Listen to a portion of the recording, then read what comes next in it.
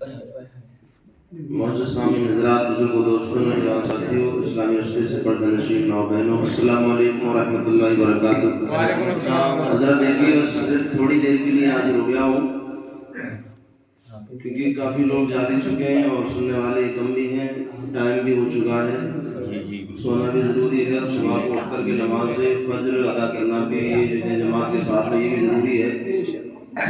اس لیے بس تھوڑی دیر کے لیے اللہ تعالیٰ سے دعا پردگار عالم عبد الحمید کی اس محفل پاک کو قبول فرمائے اور ان کی جائز مرادیں پوری فرمائے۔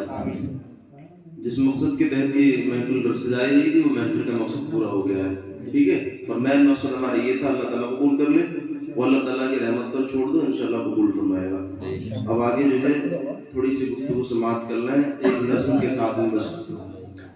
نحمدہ و نصلی علی رسول الکریم، اما بعد، فاعوذ باللہ من الشیطان الرجیم، بسم اللہ الرحمن الرحیم۔ الا ان اولیاء اللہ لا خوف علیہم ولا هم یحزنون، صدق اللہ مولانا العظیم وصدق رسولہ النبی الامین المتین الکریم، ونحن علی ذلک من الشاہدین والشاکرین والحمد للہ رب العالمین۔ تمام حضرات درود پاک پڑھ رہے ہیں، الصلاۃ والسلام علیک یا رسول اللہ، الصلاۃ والسلام علیک یا رسول اللہ، الصلاۃ والسلام علیک یا نبی اللہ، الصلاۃ والسلام علیک یا نبی اللہ، الصلاۃ والسلام علیک یا حبیب اللہ، الصلاۃ والسلام علیک یا حبیب اللہ، الصلاۃ والسلام علیک یا نور اللہ، الصلاۃ والسلام علیک یا نور اللہ، صلی اللہ تعالی علیہ وسلم۔ صلی اللہ تعالی علیہ وسلم۔ آپ حضرات سب سے پہلے ایک نظم سماعت کر لیں۔ اس سے پہلے میں بتاؤں آپ کے لیے، جو میں نے قرآن پاک کی آیت کریمہ پڑھی، اللہ فرماتا ہے الا ان اولیاء اللہ لا خوف علیہم ولا هم یحزنون، سن لو بے شک، یا پھر اس کا ترجمہ یہ بھی ہو سکتا ہے خبردار، اللہ کے ولیوں پر نہ کچھ خوف ہے نہ کوئی غم ہے۔ بے شک، یعنی اللہ تبارک و تعالیٰ کے جو ولی ہیں، نیک بندے ہیں، اولیاء اللہ ہیں، بزرگ ہیں، ان کو نہ تو کوئی خوف ہے نہ کوئی غم ہے۔ خوف کس کا؟ یعنی دنیاوی کسی چیز کا خوف نہیں ہے، جو دنیاوی چیزیں ہیں جتنی بھی ہیں جس سے ہم ڈرتے ہیں ہم اور آپ، ان کا کسی کا خوف نہیں اللہ کے ولیوں کو، سوائے ایک خدا کے خوف کے۔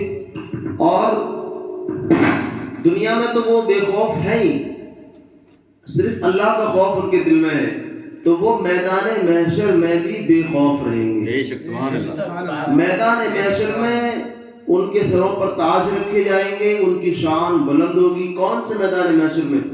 میدان محشر کوئی اللہ اکبر، یہ کوئی چھوٹا موٹا پلاٹ نہیں ہے یا کوئی چھوٹا موٹی جگہ نہیں ہے، وہ میدان محشر کا جو میدان ہوگا وہ بہت بڑا وسیع میدان ہوگا، اور یہ جو ہماری زمین ہوتی ہے ویسی زمین نہیں ہوگی میدان محشر کی۔ میدان محشر کی جو زمین ہوگی وہ بالکل سپاٹ ایک دم سیدھی ہوگی، نہ وہاں پر کوئی گڈھا ہوگا، نہ کوئی اونچا پہاڑ ہوگا، نہ کوئی کھیڑا ہوگا، کچھ نہیں ہوگا، نہ کوئی عمارت ہوگی، نہ کوئی درخت ہوگا، بالکل سپا ست میدان ہوگا۔ اس کو میدان محشر کہتے ہیں۔ نہ تو انسان کسی چیز کی آڑ میں چھپ سکتا ہے، بے شک، نہ کسی کی آڑ میں دبک سکتا ہے، نہ کسی کا سہارا لے سکتا ہے آڑ کا۔ اللہ اکبر، سارے انسان ایک دوسرے کو دیکھیں گے وہاں پر۔ اس سائڈ اگر کوئی انسان کھڑا ہوگا تو وہ مشرق طرف کا انسان کو دیکھ لے گا، یعنی اللہ اکبر، انسانوں کی جسم کو بڑا کر دیا جائے گا۔ میدان محشر بہت بڑا میدان ہوگا، اور وہاں پر پھر حساب و کتاب رکھا جائے گا، اور وہ مٹی کا میدان نہیں ہوگا، مٹی کی زمین نہیں ہوگی، وہ تانبے کی زمین ہوگی، تانبے کی زمین ہوگی، اور وہ بھی گرم ہوگی۔ اور پھر آسمان جو ہے اللہ اکبر شعلے اول رہا ہوگا، شعلے اول رہا ہوگا، اور پھر اللہ اکبر جو سورج ہوگا وہ سوا نیزے پر نیچے آ جائے گا۔ اب اس وقت جو سورج نظر پڑتا ہے وہ اپنی پیٹھ کی طرف سے ہے، لیکن کتنی اونچائی پر ہے ابھی، لیکن اس وقت سورج جو ہے سوا نیزے پر نیچے آ جائے گا، اور اپنا سیدھے طرف سے یعنی منہ کے طرف سے آ جائے گا، اپنے سامنے کی طرف سے۔ تو سوچو ذرا کتنی تکلیف ہوگی، کتنا بھیانک منظر ہوگا، لوگوں کے بھیجے ابل ابل کے ان کے اللہ اکبر قدموں میں گر رہے ہوں گے، یہ حال ہوگا بڑا میدان محشر کا۔ لیکن قرآن کیا کہتا ہے؟ الا ان اولیاء اللہ لا خوف علیہم ولا هم یحزنون، اللہ کے ولیوں کو نہ کچھ خوف ہے نہ کوئی غم ہے۔ یعنی اتنے بڑے خوف کے دن، سب سے بڑا خوف کا دن کون سا ہے؟ میدان محشر کا دن۔ وہ خوف کا دن ہوگا کہ بڑے بڑے ترم خواہ وہاں پر ڈھیر ہو جائیں گے اور بس یہی کریں گے یا اللہ میری جان، یا اللہ میری جان، یا اللہ میری جان۔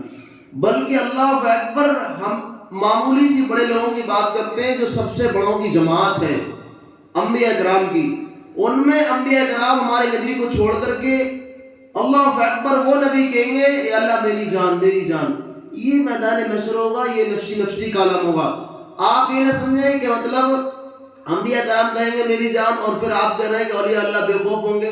دیکھیے اللہ اکبر حضرات محترم، وہاں پر کسی کی عذاب سے، کسی دنیاوی چیز سے اللہ والے خوف زدہ نہیں ہوں گے، کسی انسان سے خوف زدہ میدان محشر نہیں ہوں گے، بلکہ جہنم سے خوف زدہ نہیں ہوں گے، وہاں کے عذاب سے خوف زدہ نہیں ہوں گے، بلکہ خوف زدہ ہوں گے تو وہاں پر بھی اللہ سے ہی خوف زدہ ہوں گے، وہاں پر بھی ان کے دلوں میں اللہ کا ہی خوف ہوگا، اور اللہ سے ڈر کر کے یہ کہنا اے اللہ میری جان، یا اللہ میری جان، بس خوف کرنا اللہ کا، تو یہ انبیاء کرام کی شان کو گھٹاتا نہیں ہے بلکہ شان کو بڑھاتا ہے، کیونکہ جتنا زیادہ اللہ کی بارگاہ میں مقرب ہوگا اور بڑا ہوگا اتنا ہی زیادہ وہ ڈرنے والا ہوگا۔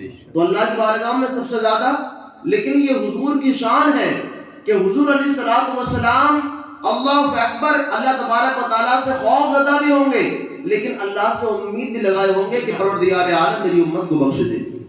بہرحال بہت بڑا مسئلہ لمبا ہے، لیکن اتنا سمجھ لیں کہ میدان محشر بڑا کٹھن جگہ ہوگی، وہاں پر بھی اللہ کے نیک بندے، اللہ کے پیارے بے خوف ہوں گے، کسی چیز سے ان کے لیے خوف نہیں ہوگا سوائے اللہ کے۔ اللہ اکبر۔ تو ان کے دل میں آخر کیوں خوف نہیں ہوتا؟ یہ کیوں نہیں ڈرتے دنیا کے اندر کسی چیز سے؟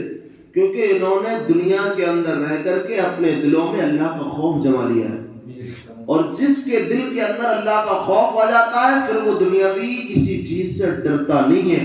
اللہ اللہ حضرات محترم، تو کیوں نہ اللہ اکبر ہم اللہ کے ولیوں کی سنت کو زندہ کرنے کے لیے اور اللہ رسول کے فرامین پر عمل کرنے کے لیے ہم بھی اپنے دلوں کے اندر اللہ کا خوف داخل کریں اور اللہ تبارک و تعالیٰ سے ڈریں۔ اللہ تبارک و تعالیٰ کے ڈرنے کی کافی نشانیاں ہیں، چند نشانیاں میں نے مغرب کی نماز کے بعد میں بتائی تھی۔ اللہ اکبر۔ نشانی یہ ہے اللہ سے ڈرنے کی، اگر شارٹ کٹ میں سنیں کہ جو انسان اللہ سے ڈرتا ہے تو اپنا ایک قدم بھی اٹھاتا ہے تو اٹھانے سے پہلے سوچ لیتا ہے کہ یہ میں قدم بڑھا رہا ہوں، ادھر جس راستے پر میں جا رہا ہوں کہیں اس راستے پر جانے سے اللہ ناراض تو نہیں ہوگا، یہ پہلے سوچ لیتا ہے بندہ وہ جس کے دل میں خدا کا خوف ہوتا ہے۔ مثال کے طور پر جوان بیٹا ہے، اگر وہ واقعی اپنے باپ سے ڈرتا ہے، اپنے باپ سے ڈرتا ہے، اس کے باپ نے کہا رکھا بیٹا غلط جگہ نہ بیٹھنا، بیٹا غلط دوستوں میں نہیں جانا، غلط راستے پر نہیں چلنا، تو وہ بیٹا قدم اٹھائے گا تو پہلے سوچ لے گا میرے باپ نے کہا ہے کہ مجھے غلط جگہ بیٹھنا نہیں ہے، اس لیے مجھے کسی فلم تھیٹر میں یا کسی غلط جگہ پر جانا نہیں ہے، اس لیے باپ کا وہ حکم مانتا ہے۔ جب باپ کا ڈر دل کے اندر آ جائے تو انسان بڑے بڑے گناہ چھوڑ دیتا ہے، تو جس دل کے اندر خدا کا ڈر آ جائے تو وہ کیا نہ چھوڑ سکتا ہے، اس سے بھی بڑے بڑے گناہ چھوٹ سکتے ہیں۔ پھر پتہ چلا خدا کا خوف بڑی چیز ہے اور حضور کی محبت بڑی چیز ہے۔ حضور کی محبت ایسی چیز ہے کہ بڑے بڑے گناہ کو چھڑا دیتی ہے، اور اللہ کا خوف ایسا ہے کہ بڑے بڑے غلط کاموں کو چھڑا دیتا ہے، اور پھر انسان جب اللہ سے ڈر اور حضور سے محبت کرنا شروع کر دیتا ہے تو پھر وہی انسان جو دنیا میں اللہ اکبر ناکوکارا تھا، بالکل بیکار تھا، بالکل بے بس تھا، وہ اللہ کا ڈر اور حضور کی محبت دل میں بسانے کے بعد میں چند کچھ فرشتوں سے افضل ہو جاتا ہے۔ آپ کہیں گے فرشتوں سے افضل؟ ہاں، فرشتوں سے افضل ہو جاتا ہے۔ اللہ اللہ، اس کی تفصیل لمبی ہے۔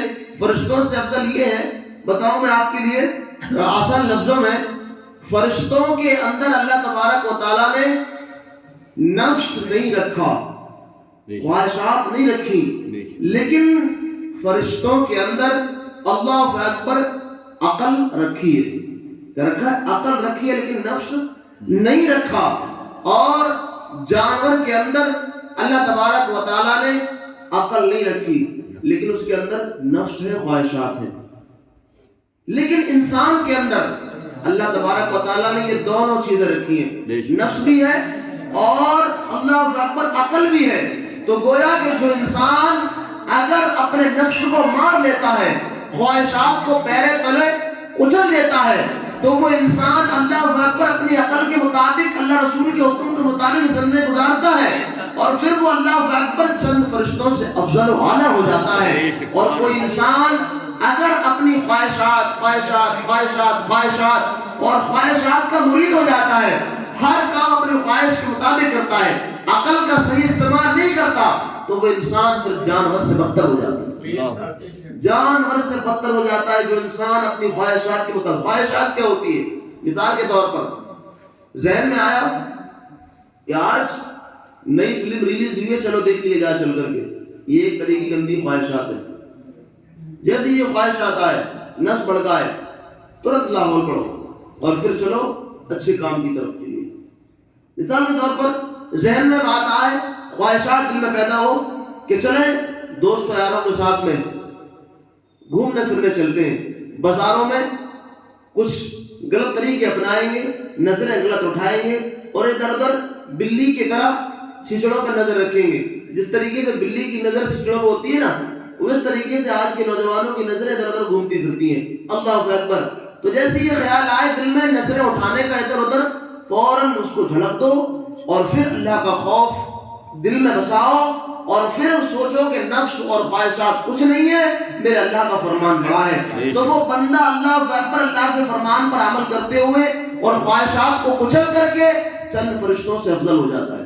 کیونکہ فرشتوں کے پاس میں تو خواہشات ہے ہی نہیں, ان کے پاس تو صرف عقل ہے, تو وہ اللہ کی بات میں لگے رہتے ہیں. لیکن جس کے پاس میں خواہشات بھی ہو اور عقل بھی ہو, اس کو اللہ اکبر بڑی کامیابی مل جاتی ہے خواہشات کو کچلنے کے بعد. بہرحال تو وہ اللہ کے ولی نیک بندے بے خوف ہوں گے وہاں پر جہاں پر اللہ اکبر بڑے بڑے لوگ خوف زدہ ہوں گے, لیکن وہاں پر اللہ کے ولی اللہ اکبر نیک بندے بھی بے خوف ہوں گے.